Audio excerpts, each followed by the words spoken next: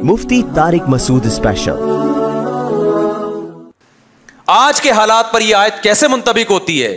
آج لوگ یا رسول اللہ مدد کہتے ہیں کہ نہیں کہتے، یا علی مدد کہتے ہیں کہ نہیں کہتے، یا غوث آدم مدد کہتے ہیں کہ نہیں کہتے؟ تو یہ خدا کے علاوہ آپ پکار رہے ہو کسی اور کو، اور کسے پکار کہتے ہیں بھائی؟ یہی کام تو وہ لوگ کرتے تھے،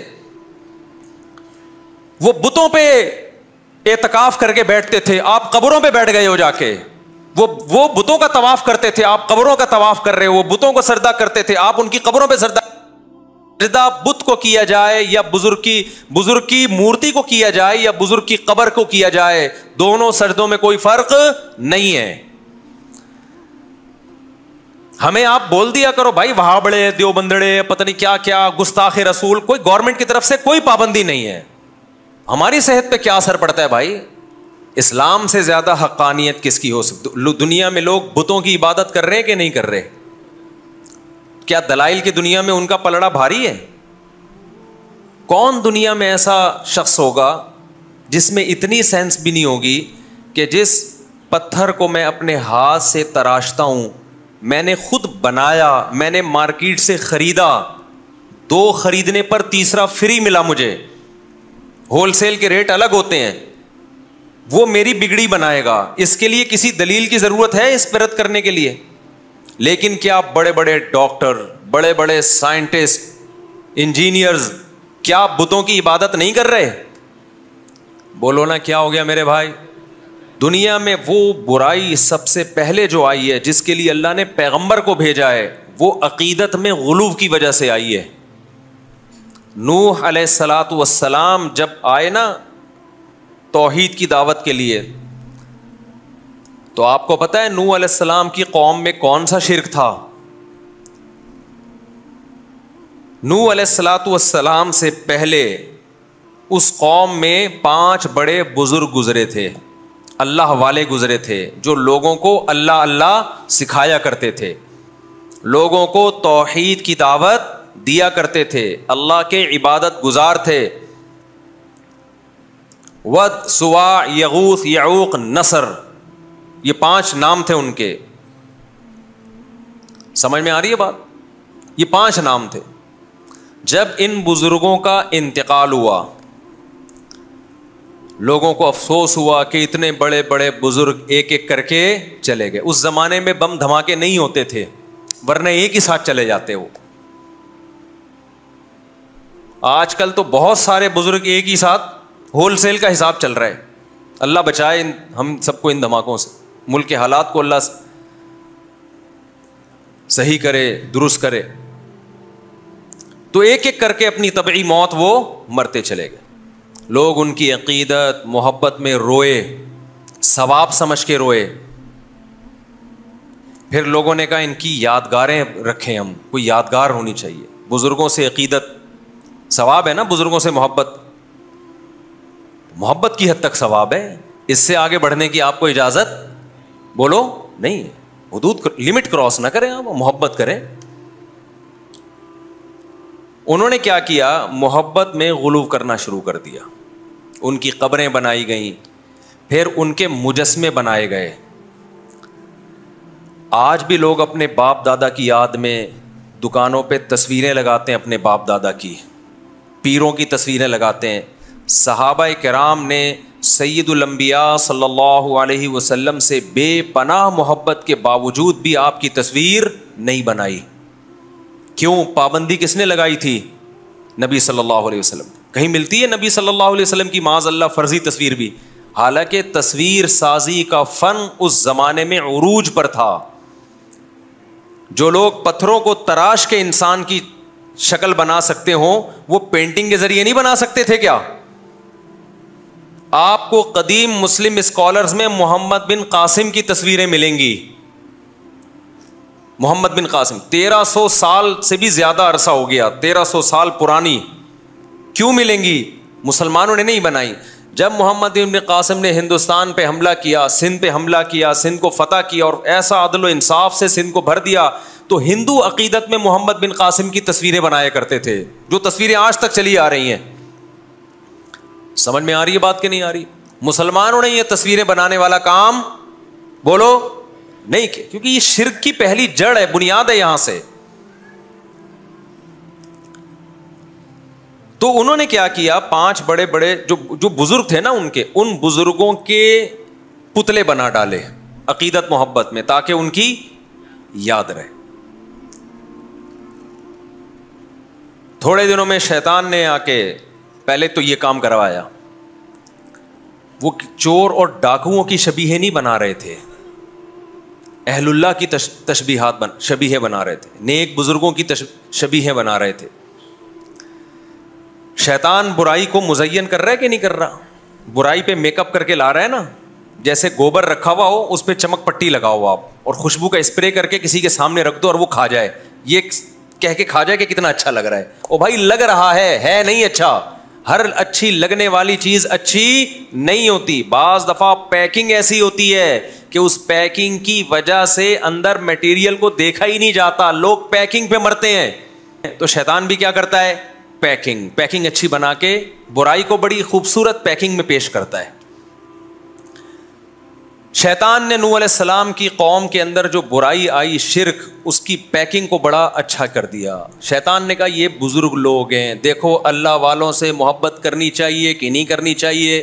سب نے بولا بالکل شیطان بھائی آپ بالکل ٹھیک کہہ رہے ہو, دل کی آواز تھی نا, بالکل صحیح, محبت کرنی چاہیے.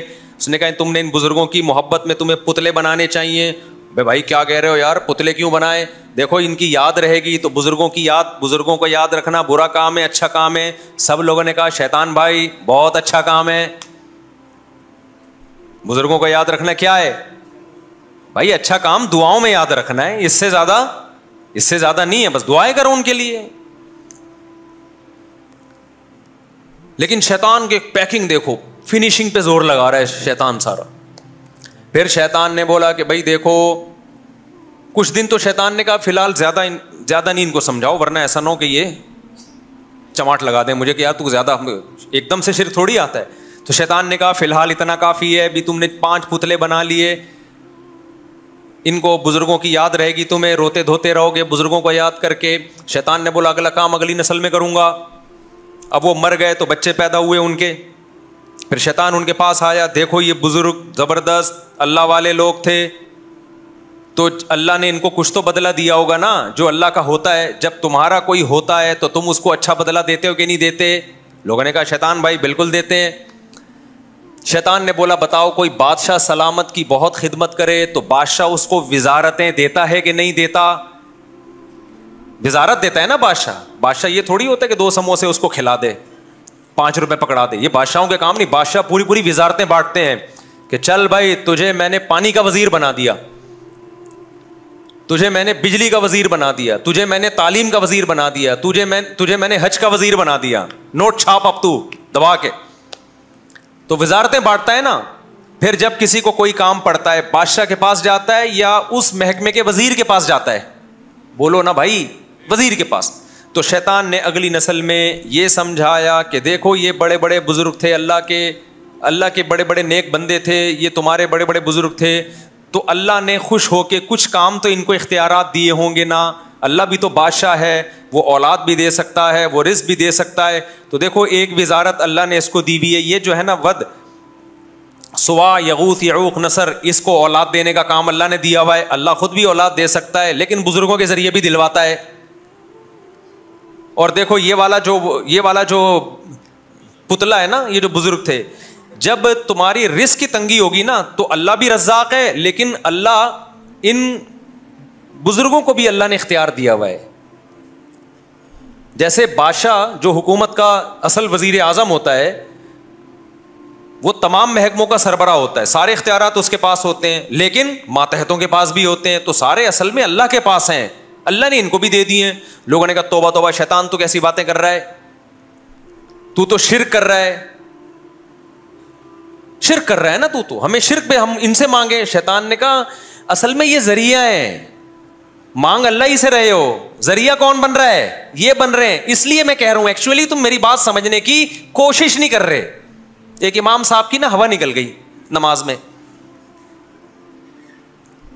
اب انہوں نے بتایا نہیں, آخر میں سجدہ سہو کر لیا.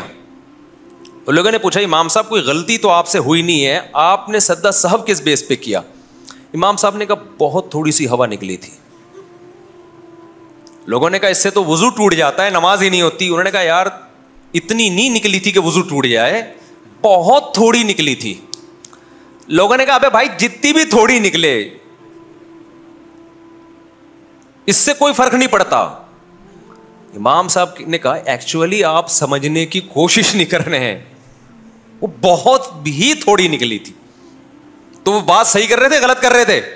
تو شیطان نے بھی یہی پٹیاں پڑھائیں کہ ایکچولی میں شرک نہیں کرا رہا. دیکھو اللہ کے پاس اصل اختیارات تو اللہ کے پاس ہیں. یہ جو بت ہے نا, یہ جو بزرگ لوگ ہیں, ہم ان بتوں سے نہیں مانگ رہے. اصل میں یہ بت جو ہیں وہ ان بزرگوں کی شبیہ ہیں. تو جب آپ ان کے سامنے جھکو گے, ان سے مانگو گے, تو اصل میں اس بزرگ سے مانگ رہے ہو. اور جب اس بزرگ سے مانگ رہے ہو تو دے گا تو اللہ ہی دے گا. کون؟ اللہ. تو ان کو جو اللہ نے اختیارات دیے ہیں تو اصل میں تو اپنے پاس رکھے ہوئے ہیں اختیارات, لیکن ان کے ذریعے اللہ کرا دیتا ہے کام, اس لیے ان سے مانگو جا کے. تو اتنے ایکچولی اور کر کے نا شیطان نے لگائے ہیں کہ لوگ اس کی باتوں میں آ گئے. پھر شیطان نے کہا اچھا اگر ان کے پاس اختیارات نہیں ہیں تو بتاؤ تم میں اور ان میں کوئی فرق ہوا؟ نہیں آئی بات سمجھ میں؟ ایسا نہ ہو آپ لوگ بھی یہ کام شروع کر دو. شیطان نے کہا دیکھو اگر ان بزرگوں کے پاس اختیارات ہیں ہی نہیں, انہوں نے اللہ کی اتنی عبادت کی اور اتنا کچھ کیا, تو پھر بھی ان کے پاس کوئی اختیارات نہیں ہے, تو تم اور ان میں کوئی فرق ہوا؟ لوگوں نے کہا نہیں. توبہ توبہ, بزرگوں میں اور تم میں کوئی فرق ہی نہیں ہے, تم بھی عاجز محتاج, یہ بھی عاجز محتاج, اس لیے بات سمجھو میں کیا کہہ رہا ہوں. لوگوں نے کہا یار یہ تو کچھ بات کھوپڑی شریف میں بیٹھ رہی ہے یار, ہم میں اور ان میں یہ بھی 2 ٹکے کے, ہم بھی 2 ٹکے کے. وہ ایک سیٹھ نے وہ کلپ کسی نے بھیجا مجھے کہ ایک سیٹھ نے ملازم کو بولا 2 ٹکے کے آدمی, ملازم رونے لگا. اس نے کہا رو کیوں رہا ہے؟ کہہ رہا ہے مجھے افسوس ہو رہا ہے کہ آپ نے اپنی اور میری ویلیو ایک جیسی کر دی. بعض لوگ بڑے حاضر جواب ہوتے ہیں نا, سر مجھے افسوس اس پر ہو رہا ہے کہ اس گھر میں میری اور آپ کی ویلیو ایک جیسی ہو گئی. تو حاضر جواب ہی سیکھو. پہلے ویلیو نہیں تھی, لیکن اس جملے کے بعد واقعی اس سیٹ کی ویلیو 2 ٹکے ہی کی ہو گئی. تو شیطان نے ایکچولی کرا کے نا, حالانکہ بھائی بزرگوں کا اس کا جواب یہ تھا, عقل مندوں نے کہا ہوگا کہ بھائی بزرگوں کی جو فضیلت حاصل ہوتی ہے وہ اس لیے تھوڑی ہوتی ہے کہ ان کے پاس اختیارات آ گئے ہیں. یا ایھا الناس انتم الفقراء الی اللہ, اے لوگو تم سب کے سب فقیر ہو, فقیر کے پاس کچھ بھی نہیں ہوتا. میں اکثر ایک واقعہ بتاتا ہوں نا, ایک مزار پہ ایک صاحب جا رہے تھے, مجھے فون کیا کہ میرا آدھا دھڑ فالج زدہ ہے, میں بہت پریشان ہوں, کہیں سے ٹھیک نہیں ہو رہا, مجھے کسی نے کہا ہے فلاں بزرگ کے مزار پہ جاؤ. میں نے کہا جس کے مزار پہ جا رہے ہو آپ کا آدھا دھڑ کام کا نہیں کر رہا, آدھا کر رہا ہے, ان کے دونوں دھڑ کام نہیں کر رہے, تو جس کے دونوں دھڑ کام نہیں کر رہے وہ تمہارا آدھا کہاں سے ٹھیک کرے گا؟ کوئی بزرگ یا میت پھٹے پہ لیٹی بھی ہو, آپ غسل دے رہے ہوں اور آدھا دھڑ کام کرنا شروع کر دے اس کا, تو آپ لیٹے ہوئے ہوگے, وہ بیٹھا ہوا ہوگا. کیا خیال ہے؟ بلکہ تھوڑی سی انگلی بھی ہل گئی نا مردے کی, مردہ جو لیٹا چاہے بزرگ ہی کیوں نہ ہو, ذرا سا ہل گیا, آنکھ مار دیا. آپ دیکھو آپ مردے کو غسل دے رہے ہو, اس نے یوں کر کے آنکھ مار دیا, آپ قیامت تک کسی کو آنکھ مارنے کے قابل نہیں رہو. آپ کی آنکھیں فالج زدہ ہو جائیں گی, پھٹی کی پھٹی رہ جائیں گی آنکھیں آپ کی. تو اللہ میاں نے یہ بتایا ہے کہ بھائی یہ تو تمہاری طرح محتاج ہیں. مقام ان کو کیوں ملا ہے؟ مقام اس لیے ملا کہ اللہ کے نیک بندے تھے, ان کا آخرت میں بہت اونچا مقام ہوگا. تم نیچے والی جنت میں ہوگے, یہ اوپر والی جنت میں ہوں گے. یہ اللہ کے مقرب لوگ ہیں, یہ کوئی کم مقام ہے کیا یہ؟ تو نوح علیہ السلام کی قوم کو جو ہے نا شیطان نے یہ سارے سافٹ ویئر اس میں انسٹال کر دیے, اور ہر آنے والی نسل میں سافٹ ویئر اپڈیٹ کرتا رہتا تھا وہ. ٹھیک ہے نا, سافٹ ویئر کیا کرتا رہتا تھا؟ اپڈیٹ. نیا ورژن آیا ہے, وہ رائٹ کلک کر کے نا اپڈیٹ پہ بٹن دباتا تھا, اگلی نسل اس سے زیادہ آگے چلی جاتی تھی. پھر آہستہ آہستہ لوگوں نے کیا کیا, ان سے مانگنا شروع کر دیا. وہاں کے علماء صلحاء نے ان کو سمجھایا کہ بھائی یہ ان سے کیوں مانگ رہے ہو, یہ تو پتھر ہے, تم نے اپنے ہاتھوں سے بنایا ہے. لوگوں نے کہا اصل میں ہم ان سے جب مانگتے ہیں نا تو یہ تو ایک علامت ہے. اصل میں ہم ان کے پیچھے جو بزرگ ہیں ان سے مانگ رہے ہیں. نے کہا بھائی ان کے پاس تو اختیارات نہیں ہیں تو وہ کیسے دیں گے تمہیں؟ تو بھائی ان کے پاس خود سے نہیں ہے, عطائی اختیارات ہیں, ذاتی نہیں ہے لیکن عطائی ہیں, اللہ کی عطا سے ان کے پاس اختیارات ہیں. جس خدا نے پیدا کیا تھا, پیغمبروں کو بھیجا تھا, آدم علیہ السلام کو بھیجا تھا کہ مخلوق دعاؤں میں کسے پکارے؟ مجھے پکارے. اس مخلوق نے اللہ کو پکار کے اللہ کی پکار کو چھوڑ کر مخلوق کو پکارنا شروع کر دیا. پھر اللہ نے نوح علیہ السلام کو بھیجا. نوح علیہ السلام قوم کو سمجھاتے رہے کہ چھوڑ دو اس بت پرستی کو, لیکن شیطان سافٹ ویئر ایسے اپڈیٹ کر چکا تھا کہ ان کے اندر سے بت پرستی اور شرک کا کے جراثیم 950 سال کی محنت میں بھی نہیں نکلے, تو ہماری 2 تقریروں میں کہاں سے نکل جائیں گے؟ جو ہدایت چاہتا ہے نا اس کو ایک تقریر میں اس کے سافٹ ویئر صحیح ہو جائیں گے, اس کے وائرس ختم ہو جائیں گے. جو ہدایت نہیں چاہتا آپ 950 سال بھی اس کو سمجھائیں گے, اس کی سمجھ میں توحید نہیں آئے گی. جس نے سمجھنا ہوتا ہے ایک تقریر سے سمجھ جاتا ہے, وہ جو نہیں سمجھنا چاہتا 950 سال کی محنت بھی ضائع. نوح علیہ السلام سمجھاتے رہے ربی انی دعوت قومی لیلا و نہارا, اے اللہ میں نے دن میں بھی پکارا رات کو بھی پکارا, فلم یزدہم دعائی الا فرارا, میرے پکارنے ان کو میرے قریب کرنے کے بجائے دور کر دیا, نفرت بڑھتی رہی ہے ان کی مجھ سے. کیسے عجیب الفاظ ہیں سورہ نوح کے. ربی انی دعوت قومی لیلا و نہارا فلم یزدہم دعائی الا فرارا وانی کلما دعوتہم لتغفر لہم جعلوا اصابعہم فی آذانہم واستغشوا ثیابہم واصروا واستکبروا استکبارا. اے اللہ جب بھی میں ان کو پکارتا تھا یہ اپنی کانوں میں انگلیاں ٹھوس لیتے تھے, اپنے آپ کو مجھے دیکھ کے چادروں میں چھپا لیا کرتے تھے کہ نوح ہمیں سمجھانا نہ شروع کر دے علیہ الصلاۃ والسلام. فَقُلْتُ اسْتَغْفِرُوا رَبَّكُمْ إِنَّهُ كَانَ غَفَّارًا, میں نے اپنی قوم سے کہا توبہ کرو خدا کے سامنے, چھوڑ دو ان کو, جس کی یہ عبادت کرتے تھے تم بھی انہی کی عبادت, اسی کی عبادت کرو جا کے. إِنَّهُ كَانَ غَفَّارًا يُرْسِلِ السَّمَاءَ عَلَيْكُمْ مِدْرَارًا وَيُمْدِدْكُمْ بِأَمْوَالٍ وَبَنِينَ. یہ صبح روزانہ پڑھتا ہوں فجر میں یہ سورت ہر دوسرے دن پڑھتا ہوں میں.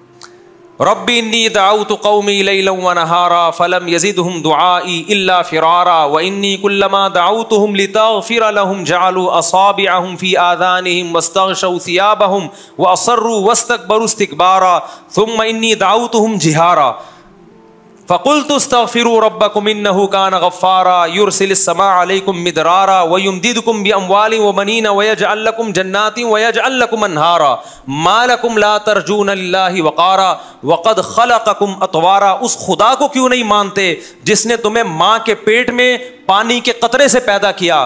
اس پیدائش میں ان بزرگوں کا, پیغمبروں کا, فرشتوں کا کوئی ہاتھ نہیں ہے, تو اس خدا سے کیوں نہیں مانگتے؟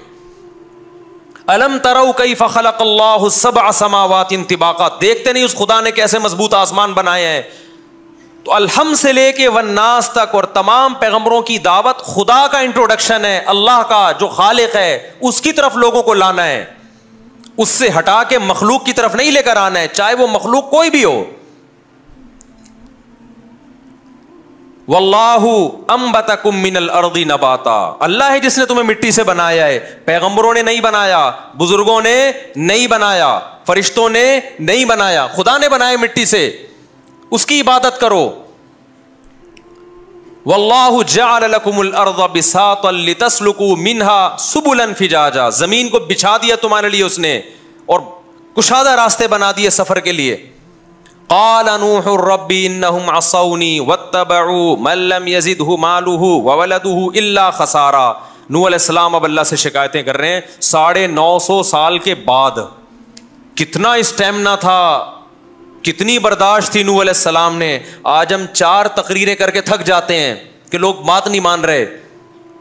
950 سال گلیوں میں گھومے نوح علیہ السلام, क्या समझाने के लिए? छोड़ दो इन बुतों को, इन पत्थरों को छोड़ दो, खुदा से दिल लगाओ। फिर शिकायत क्या की है नूह अलैहिस्सलाम ने, इन्नहुम असौनी, ए अल्लाह ये लोग मेरी नहीं मान रहे। किसकी मान रहे हैं? अल्लाह ने पूछा, ए अल्लाह ये उसकी मान रहे हैं जिसके पास दौलत है, जिसके पास इज्जत है, उनके पीछे चल रहे हैं, कल्चर को फॉलो कर रहे हैं। वमकरू मकरन कुब्बारा वक़ालू ला तज़रुन्न आलिहतकुम वला तज़रुन्न वद्दन वला सुवाआ। और जब मैं खुदा की तरफ, अल्लाह की तरफ बुलाता हूं तो ये क्या कहते हैं? ना ना ना, अपने माबूदों को नहीं छोड़ना, जिन बुजुर्गों की तुमने पत्थर बनाए हैं उनको नहीं छोड़ना। ये तुम्हें बुजुर्ग से हटा रहा है, ये तुम्हें बुजुर्गों की अकीदत खत्म कर रहा है नूह अलैहिस्सलाम, माज़अल्लाह। वला तज़रुन्न वद्दन वला सुवाआ, ना वद को छोड़ना है ना सुवा को छोड़ना है। वला यगूसा व यऊका व नसरा, ना यगूस को छोड़ना है ना यऊक को छोड़ना है ना नसर को। एक एक का नाम लेके वो कौम कहती थी इनमें से किसी को भी नहीं छोड़ना हमने। आज के हालात पर यह आयत कैसे मुंतबिक होती है? आज लोग या रसूल अल्लाह मदद कहते हैं कि नहीं कहते, या अली मदद कहते हैं कि नहीं कहते, या गौसे आदम मदद कहते हैं कि नहीं कहते। तो ये खुदा के अलावा आप पुकार रहे हो किसी और को, और किसे पुकार कहते हैं भाई? यही काम तो वो लोग करते थे। वो बुतों पे एतकाफ करके बैठते थे, आप कब्रों पे बैठ गए हो जाके। वो बुतों का तवाफ करते थे, आप कब्रों का तवाफ कर रहे हो। वो बुतों को सरदा करते थे, आप उनकी कब्रों पे सरदा। बुत को किया जाए या बुजुर्ग की मूर्ति को किया जाए या बुजुर्ग की कब्र को किया जाए, दोनों सजदों में कोई फर्क नहीं है। हमें आप बोल दिया करो भाई वहां बड़े देवबंदड़े पता नहीं क्या क्या, गुस्ताखे रसूल, कोई गवर्नमेंट की तरफ से कोई पाबंदी नहीं है। हमारी सेहत पे क्या असर पड़ता है भाई? हम कौन सा पुलिस में है कि डंडे के जोर से आपको अपनी बात समझा रहे हैं?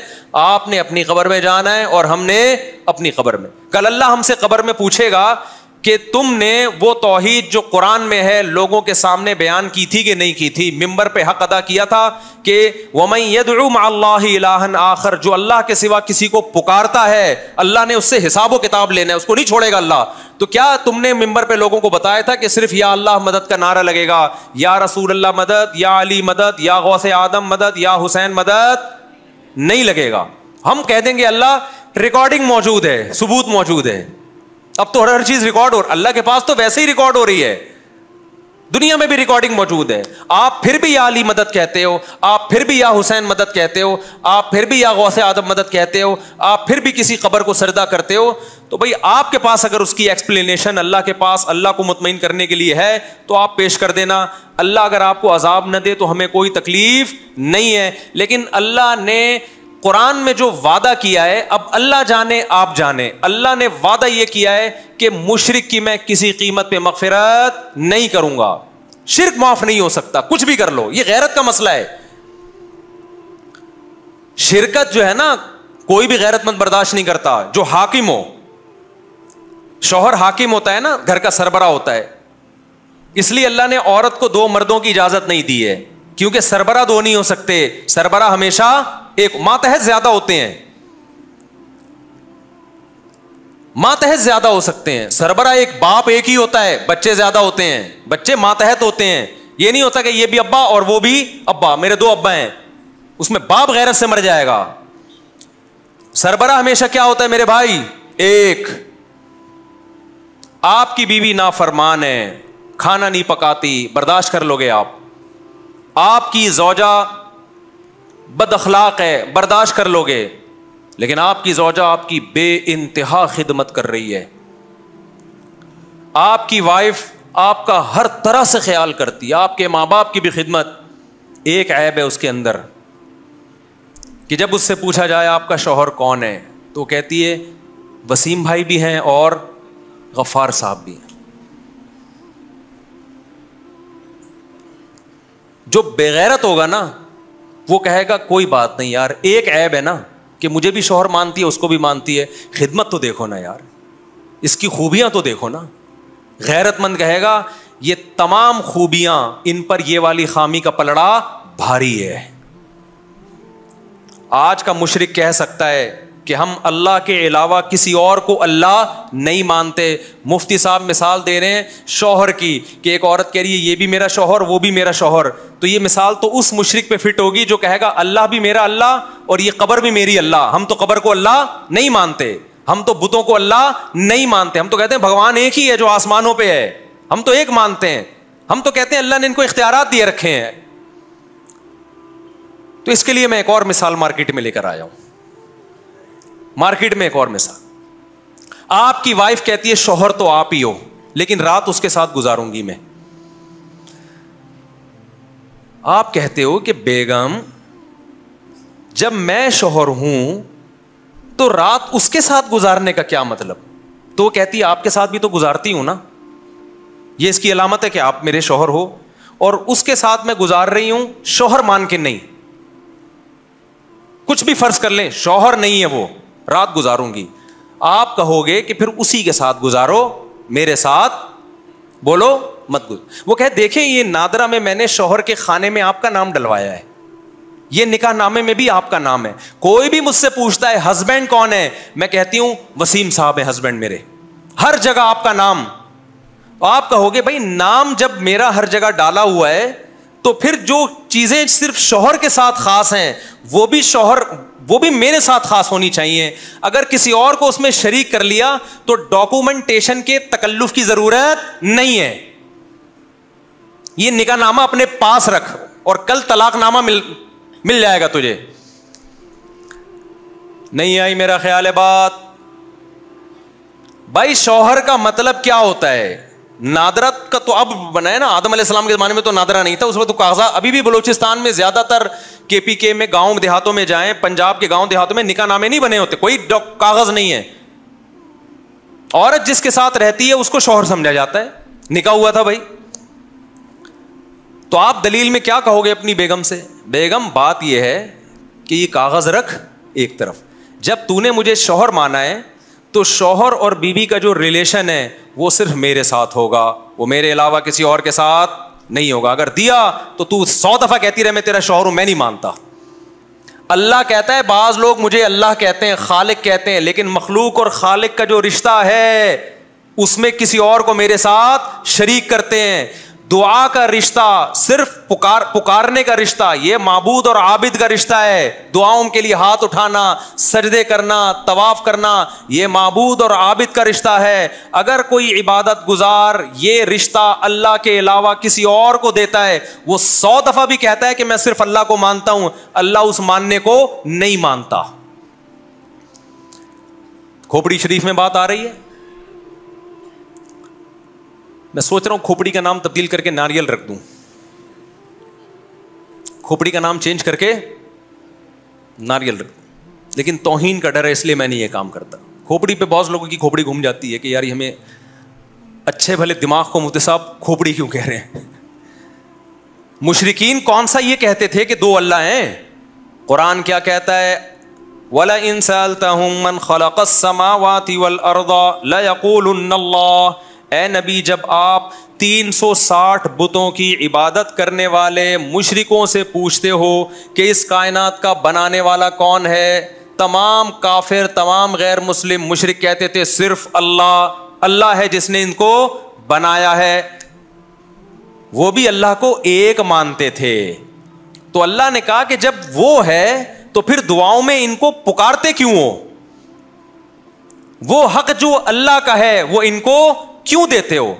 تو وہ کہتے تھے ہم اللہ کو بھی مانتے ہیں. تو اللہ نے کہا ایسا ماننا مجھے معتبر, مجھے قبول نہیں ہے. وما یؤمن اکثرهم باللہ الا وهم مشرکون.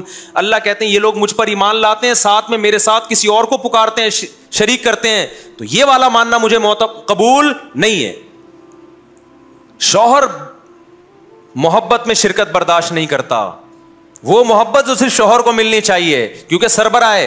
تو جو کائنات کا خالق ہے, کائنات کا بنانے والا ہے, پوری کائنات کا سربراہ ہے, جس میں غیرت ہم سے زیادہ, وہ کیسے برداشت کر لے گا کہ جو محبت مجھے دینی چاہیے اس میں میرے ساتھ کسی پیغمبر کو, ولی کو, کسی بت کو, کسی مخلوق کو شریک کرو؟ وہ کبھی بھی یہ برداشت نہیں کرے گا.